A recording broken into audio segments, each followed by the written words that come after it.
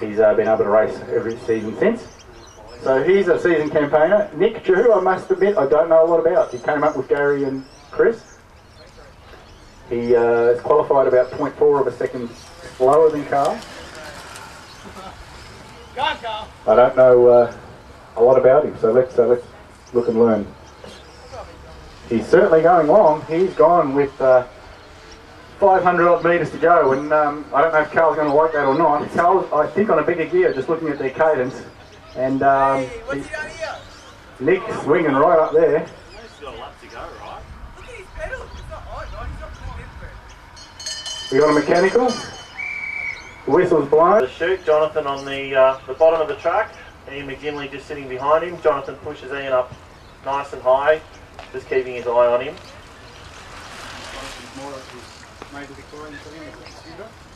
So Jonathan, coming from more of an endurance background, I've just been told. He's made the Victorian team in the pursuit. And Ian has a long history in this series. The two boys just eyeing each other off. Jonathan not really giving Ian much of a squeeze. He's giving him plenty of room as they come around to get the bell. They both jump, they both dive for the lane. Ian's working hard trying to get the lane, and I think he might have just got himself in front. He takes the lane. But Jonathan's got to take a run at him now down the back straight. He's done so. Being a junior with that very, very low gear, high cadence. Can Jonathan just can't come over the... Both of these two big, strong boys.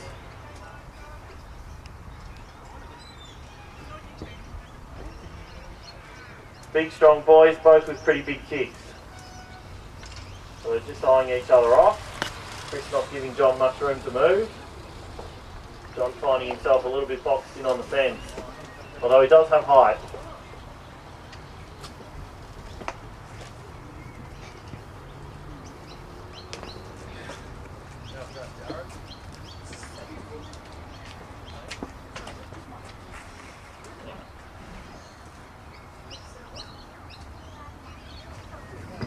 Coming around, approaching the bell lap, they're still just eyeing each other off. John enjoying sitting high on that fence, Chris just eyeing him off, just trying to block John's run down into the lane. So, as I said, both big strong kicks on these two boys. Be interesting to see who goes first. John's got height, Chris just eyeing him off. John throws in a little move, Chris dives for the lane. John looks like he's on an enormous gear. I think from memory he likes to race a disc on a 99-inch gear. He's trying to take a run at Chris, but I don't know that he's going to be able to get past him here. He might have left his run a bit too late. He's gone very, very high. And a nice easy win. Nick went nice and early last time, tried to jump Carl. But I think Carl's going to be more awake to it. Carl just doing a little bit of fancy work up and down the bank. Trying to distract Nick. Nick's just sitting there quietly watching him. He could be in a dangerous position here. Carl looks like he's got height and he's got a bit of speed. So Nick's just watching closely.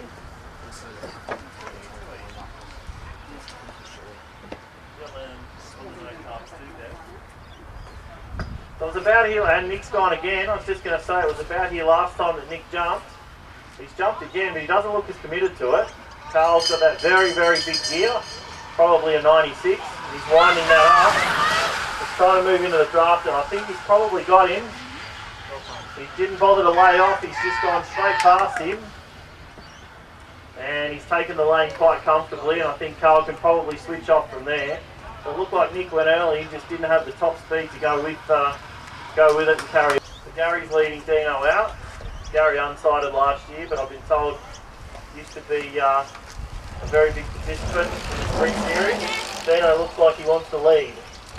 So Dino being aggressive, coming through, just trying to force Gary and try and hold him up on the fence. Here comes the Lockie Toledo. Dino's number one supporter.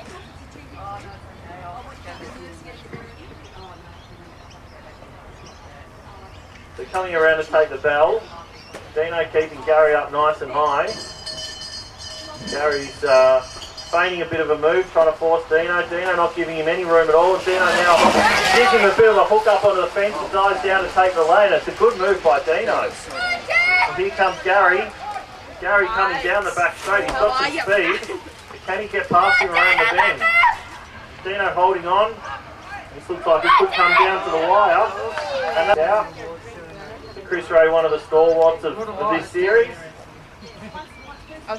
Qualifying second fastest in A grade with a 12.377. And James with a 12.632. James been racing really well lately. Chris just trying to create a bit of a diversion. He's taken the lead. I think Chris wants to really dictate the pace. Try and force James on his little gear to get around him. That's a good race. So the pace is quick as they come around to get the bell. So I think it's probably Chris's plan. He'd rather jump from a higher speed than a lower speed. James is very quick when you give him an opportunity to jump from a slow speed. But James has jumped, Chris has jumped. Can James get around him? Riding that tiny, tiny little gear, spinning his legs, probably about 150 RPM. He's got the bank to work with. He may come down and get him, I think. We're burning it, don't worry.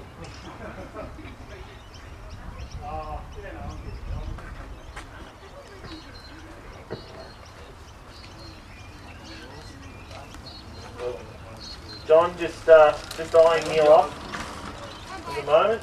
Just keeping him right up on the fence, giving him no room. But Neil's not one to be intimidated easily. But Neil won't mind this. He doesn't mind a short, sharp jump on that big gear of his. Just need to make sure that they maintain that walking pace, lest they get the ire of the commissaire.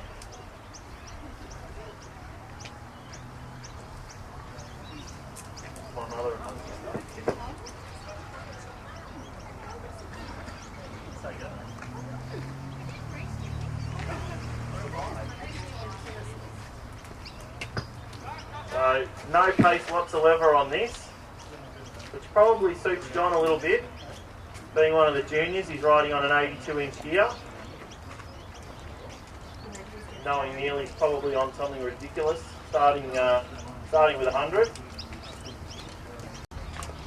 So John just giving Neil a bit of a squeeze up on the fence. They come around to get the bell. I'm going to buy round one, so I haven't raced. So the two boys have jumped. Neil's trying to get that enormous gear wound up. John taking the lane. So now it's the drag race down the back straight. Neil winds up the pace. John gets out of the saddle to try and get onto his wheel. I think he's going to struggle from here on that 82. Neil with his bigger gear just driving away from him, and it looks like a nice handy win to Neil. So Ed leading Jay out. Getting out of the saddle, just keeping his eye on Jay. Trying to keep him nice and high. Just remember boys, walking pace up to the 200 line. Let's let Jay swing through to take the lead. And then comes up onto the bench. Which one's which? And then you're like, oh, which one's which now? Take me with you. That was awesome. What's happening? Yeah, I'm racing there.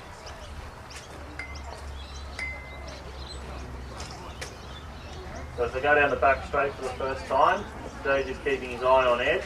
Ed's trying to dance around side to side, just trying to cause a little bit of a distraction for him. Ed now trying to take some height. But Jay's having none of it. So under 17, very, very experienced sprinter. It looks like Carl Brewer's just coming up here to take over the commentary duties from my good self.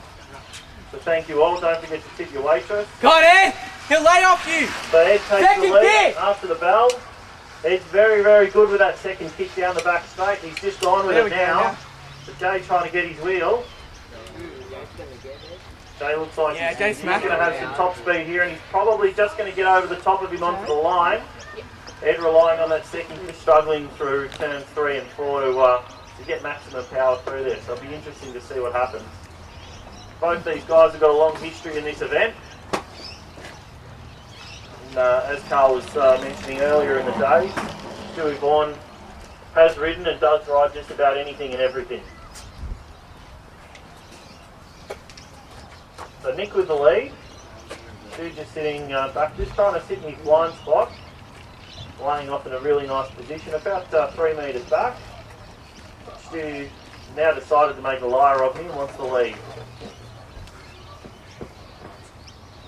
Trying to take over. I feel like an idiot, I don't know what to say. So Stu just laying down there, down in the lane, just eyeing Nick off. Nick with height, sitting up there above the blue line.